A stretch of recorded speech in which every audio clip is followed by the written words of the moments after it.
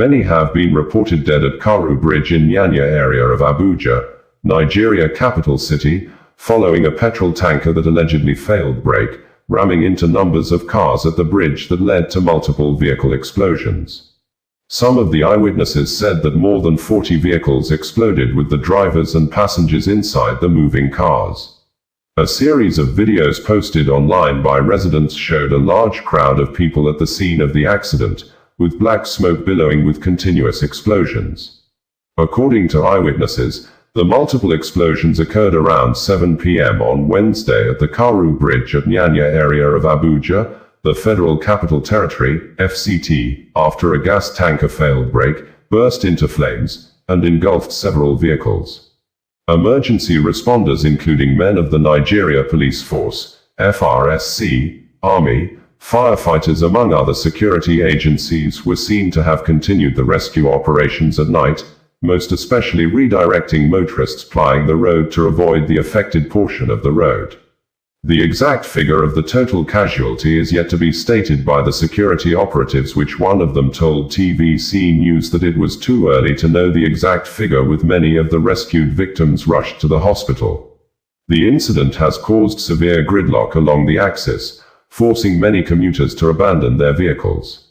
Punch newspaper reported that the Presidential Compressed Natural Gas Initiative has confirmed that a brake failure was the primary factor behind the devastating bi-fueled petrol tanker accident that may have caused the death of many persons on Wednesday in Abuja. It also expressed sorrow over the accident, offering condolences to the families affected. A statement signed by the initiative stated that the organization was saddened by the loss of lives but urged the public to await the outcome of a comprehensive investigation to determine the exact cause of the accident.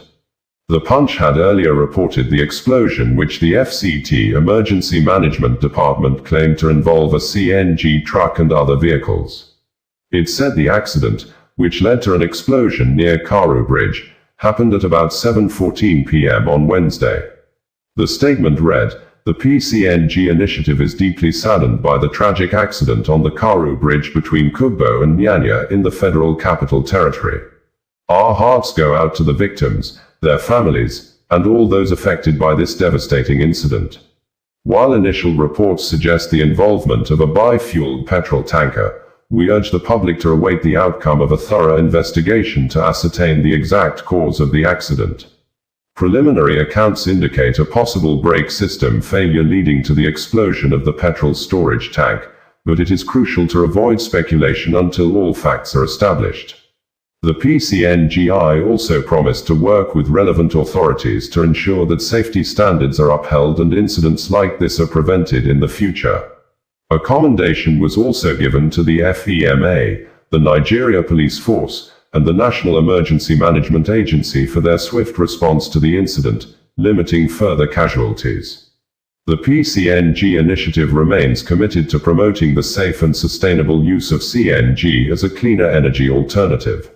We will continue to work closely with relevant authorities, including the FCT Emergency Management Agency, the Federal Fire Service, and other stakeholders, to ensure that safety standards are upheld and incidents like this are prevented in the future.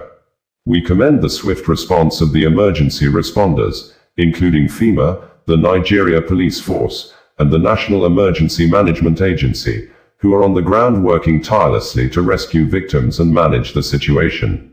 The statement concluded.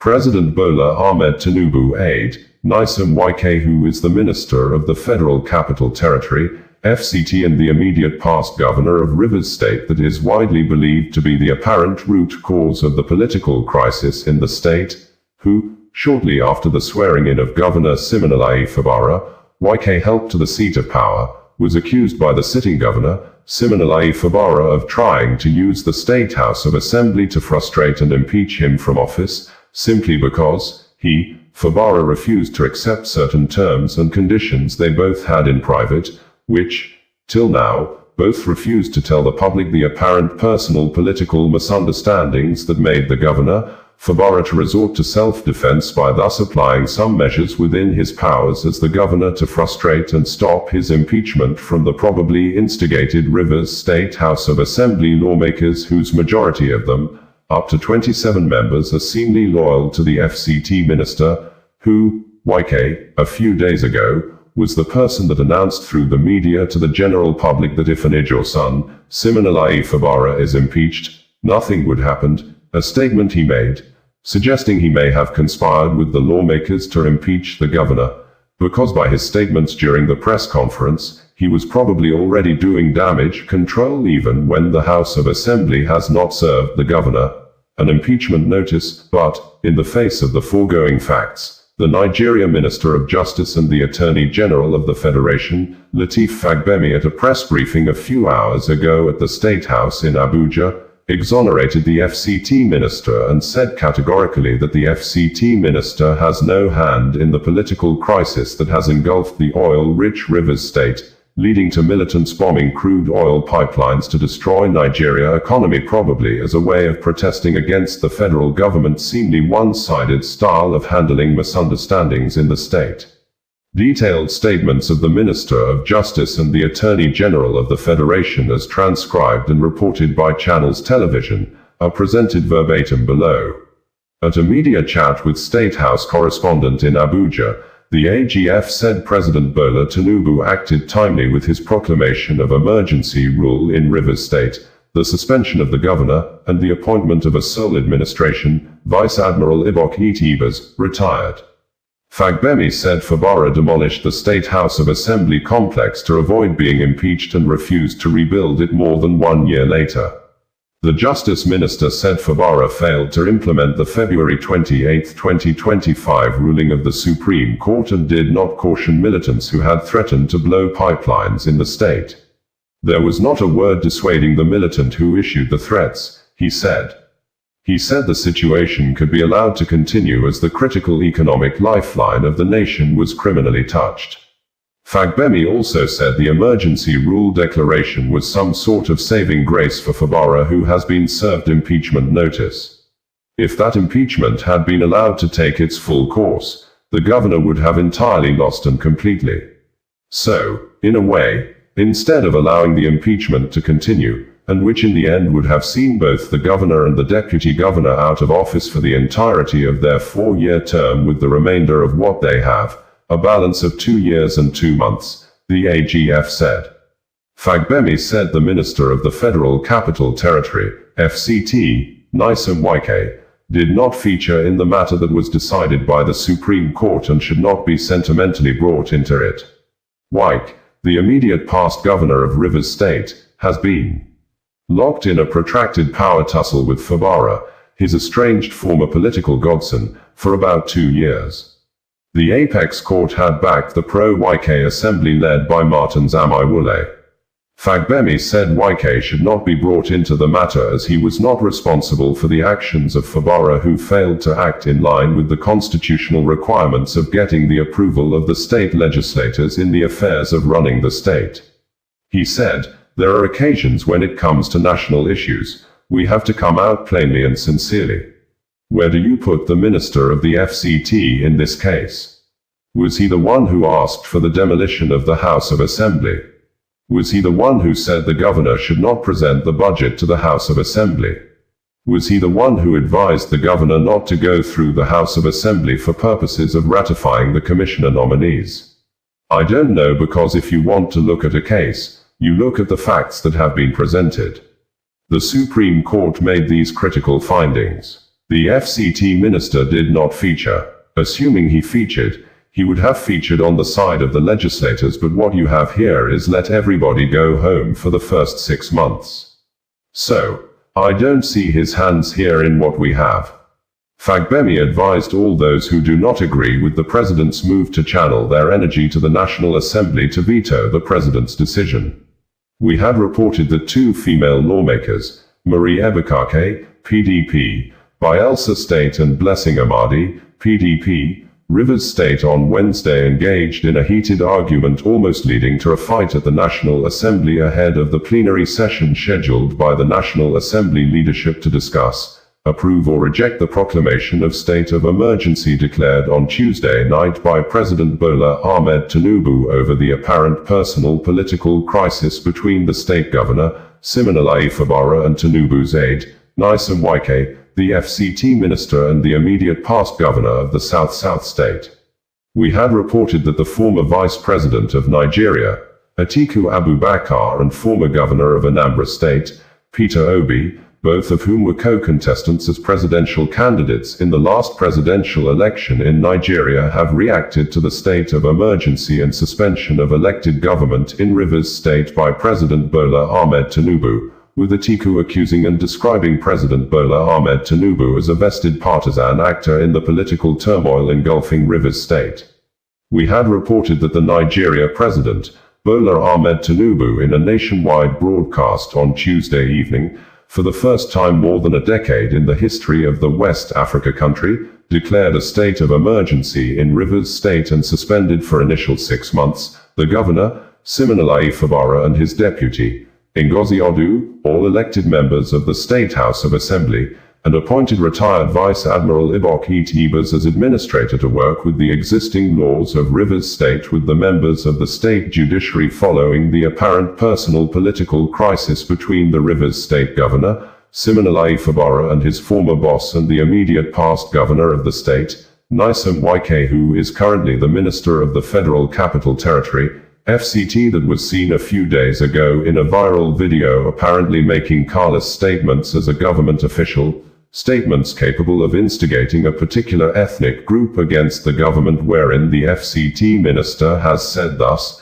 that Ijaw people, a minority group in the South, and if their son, Fubara, is impeached, nothing would happen. After the statements, Wike refused to apologize to the Ijaw people despite public outcry and condemnations. Days after, as confirmed by President Bola Ahmed Tinubu, some militants started destroying crude oil pipelines in Rivers State as media reports trends and indicated that pro-Wike lawmakers may have concluded plans to impeach Governor Siminalayi Fubara.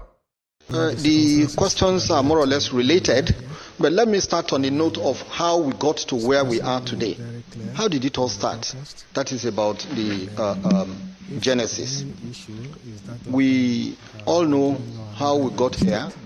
Since 2023, I think towards the end of 2023, things have not been going on well, to the extent that the governor took the law into his hands and brought down the House of Assembly. Don't forget the role of the House of Assembly. They are the lawmakers. They are to consider budget. They are to, pass budget. They are also to be approached in matters of appointment of commissioners for ratification and all other things. They are to do oversight functions. So since that happened, things have not been the same at all. In a community of 32, you expect that at least 15 or 16 will be there to do the job. The governor, like I said, and it is no longer news, about 3 or 4 of the members constituted them to the House of Assembly and gave them preferential treatment, moved them to the government house to be performing legislative functions. This situation got to the court. There were about 10, 15, 16 cases. And at the end of the day, the Supreme Court came out and made very profound findings of breaches of the Constitution, mainly against the governor. You see, you rise or fall on the basis of what you took to court and what the decision of the court is on it. The court came to the decision that the governor had long anticipated that he might be impeached. And because of that, he knew that the House of Assembly was a critical structure or organ to do that. brought down the House of Assembly. 14 months after, that is as at yesterday, it was 14 months, there was no effort to rebuild the House of Assembly. The government stands on a tripod: the executive, the legislature, and the judiciary made the functioning of government impossible. It is not enough for the legislature, for the executive to say we are spending money. Even the money you want to spend must have been appropriated for by the House of Assembly. These are some of the findings that made. And at the end of the day, the Supreme Court said or came to a decision that the behavior of the governor was like a despot, and that as situation was, there was no government in Rivers. If there was no government in Rivers, what else are we looking for? I'm so sorry for bringing in this issue. In the Bible, they asked Jesus Christ, "Are you the Son of God?" And he said yes. Then others chorused, "What further evidence do we need from this man?" So the stage is set. But no action was taken immediately in the expectation or hope that good sense will prevail, the governor will create an enabling environment, and that the House of Assembly too would be reasonable enough to ensure that the people of Rivers actually got a return for their voting of both members of the House of Assembly and the governor and other elected officials to enjoy dividends of democracy. We are in a democracy.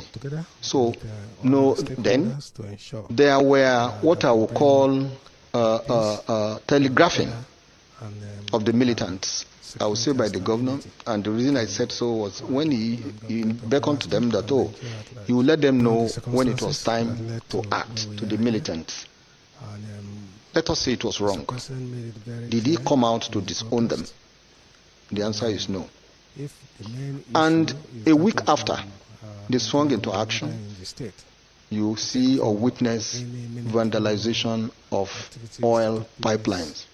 Don't also forget that before now, that is when this government came into office, Nigeria was producing about 900,000 liters of oil a day. With the efforts and all the ingenuity that the president had, he ensured that the production rose to about 1.5 barrel per day. That's about 45 of something increase. Governors were smiling home at the end of the month with about 60% increase in their take-home to their various governors. Then somebody rose or encouraged or became inactive when he was supposed to act. There was not a word dissuading the threat, the militants who issued this threat. In today's Nigeria, maybe with the efforts of the Mr. President, a Greek will come in, but as of today, we still rely largely on oil. For anyone to touch these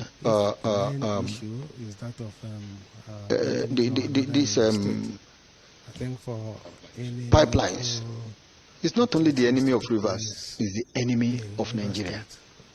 All Nigerians, all the 36 states share in what comes in from the production of this oil.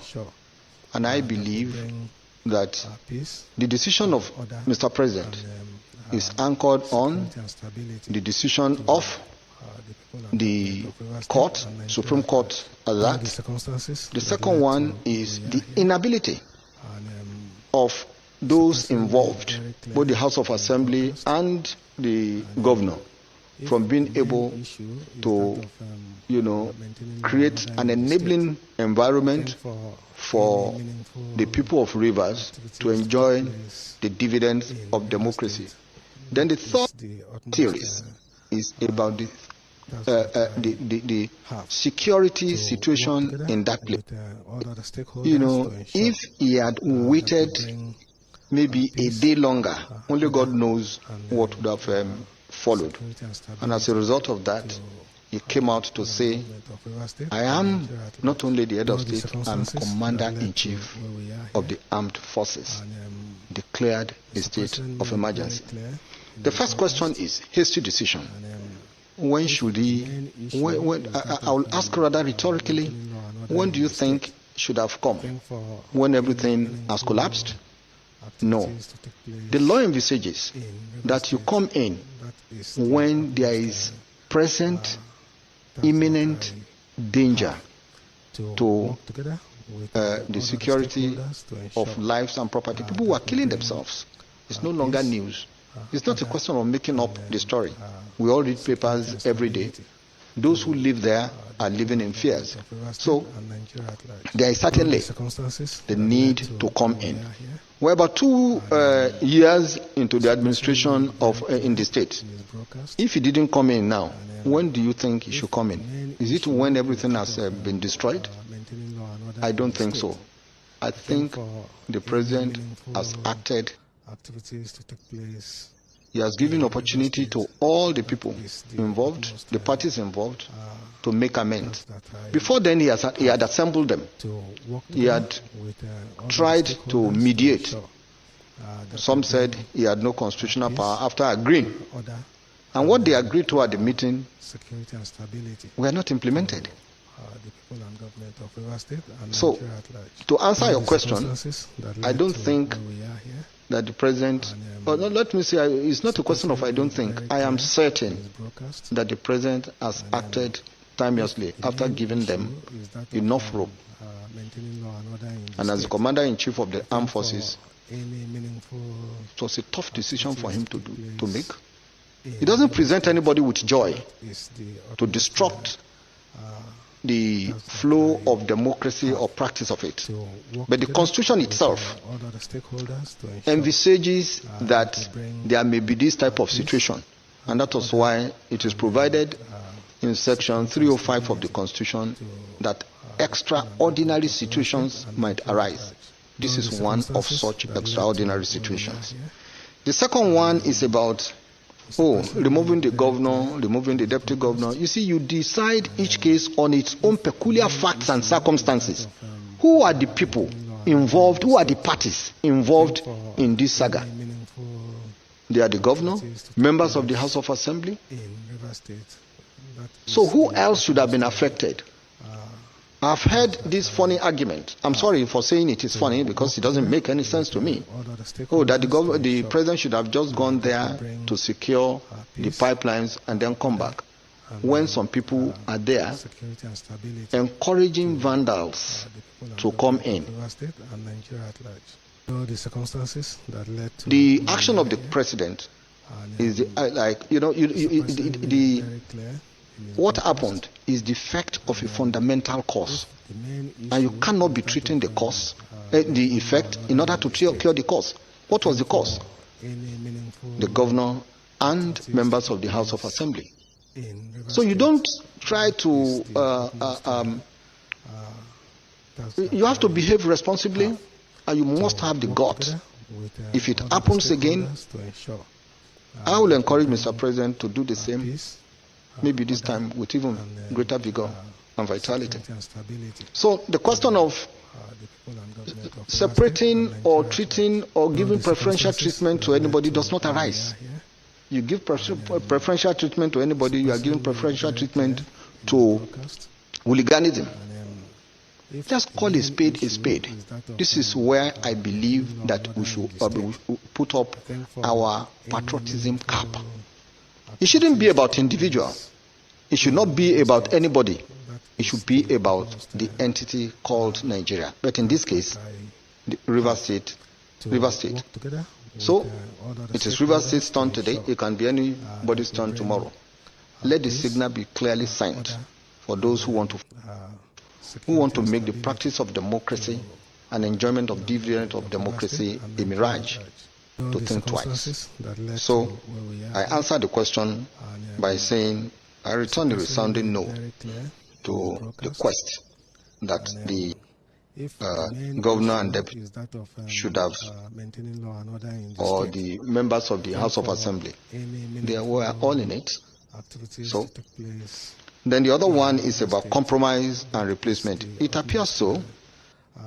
Don't forget, I think yesterday there was a notice of impeachment from the House of Assembly.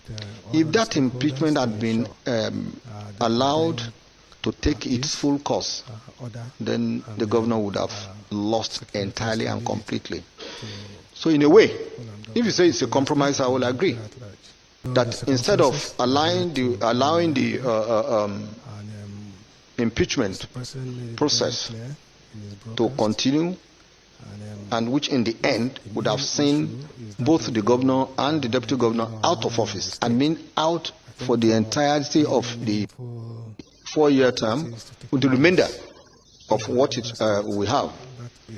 We have 1 year, I think about 2 female lawmakers, Marie Ebukake, PDP, Bayelsa State, and Blessing Amadi, PDP, Rivers State, on Wednesday engaged in a heated argument almost leading to a fight at the National Assembly ahead of the plenary session scheduled by the National Assembly leadership to discuss, approve or reject the proclamation of state of emergency declared on Tuesday night by President Bola Ahmed Tinubu over the apparent personal political crisis between the state governor, Siminalayi Fubara, and Tinubu's aide, Nyesom Wike, the FCT Minister and the immediate past governor of the South state. Media reporters who witnessed the chaotic situation reported that the members of the House of Representatives engaged in the heated exchange of words as the Green Chamber prepared to debate the emergency rule in Rivers State. The 2 female lawmakers, Marie Ebukake, PDP, Bayelsa, and Blessing Amadi, PDP, Rivers, engaged in a shouting match on the constitutionality of the president's decision to declare a state of emergency in Rivers. This happened before the commencement of the plenary. It was gathered that he took the intervention of other lawmakers in the chamber to prevent the issue from snowballing into an uncontrollable situation. Meanwhile, in a statement released by the PDP Governors Forum Chairman, Senator Bala Abdulkadir Mohammed, Governor of Bauchi State, the group said that the People's Democratic Party Governors Forum, PDP-GF, notes with grave concern and utter misgiving the suspension of democratic rule in Rivers State by President Asiwaju Bola Ahmed Tinubu in his nationwide broadcast of Tuesday the 18th of March 2025.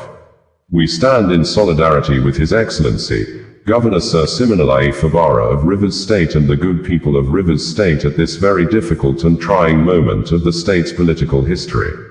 There is no other time that our philosophy of touch one, touch all is more apt than now. He who goes to the court of equity must go with clean hands. Mr. President, your silence on the active role played by your Minister of the FCT in the Rivers impasse is golden and enabling. He has become a law unto himself because he was playing out your script.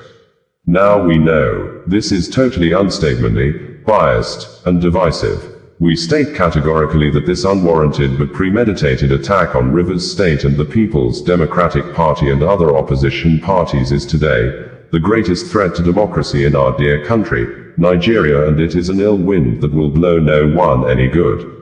It is a dangerous course of action that will not only endanger our hard-won democracy, but will exacerbate the crises in the nation, deepen mistrust, elevate security threats, destroy the economy, and our national cohesion and stability.